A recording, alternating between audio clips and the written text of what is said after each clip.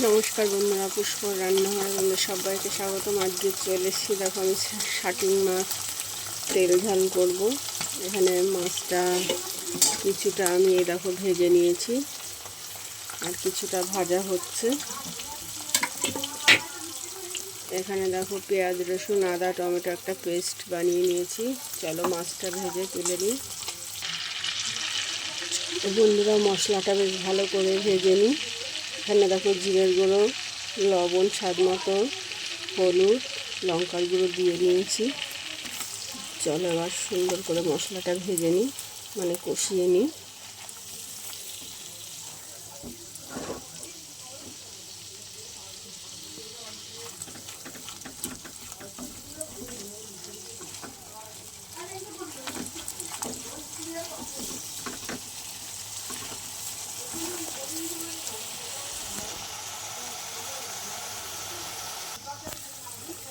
দেখো আমার মশলা বেশ ভালোভাবে কষানো হয়ে গেছে।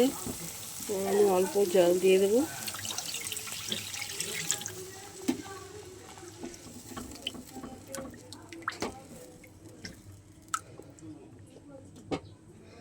এবার আমি এক এক করে মাছগুলো দিয়ে দেবো।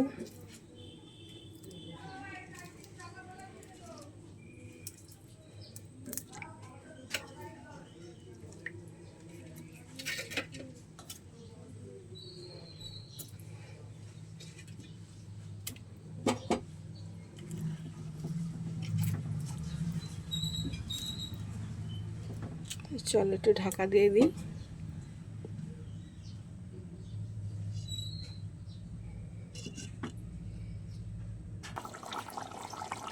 দেখো বন্ধুরা ঝোল বেশ ভালোভাবেই ফুটে গেছে। আমি একটু গরম মশলা দিয়ে দিলাম।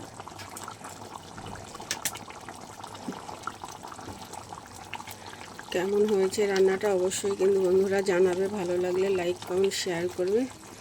চলো আজকের মতো রাখি।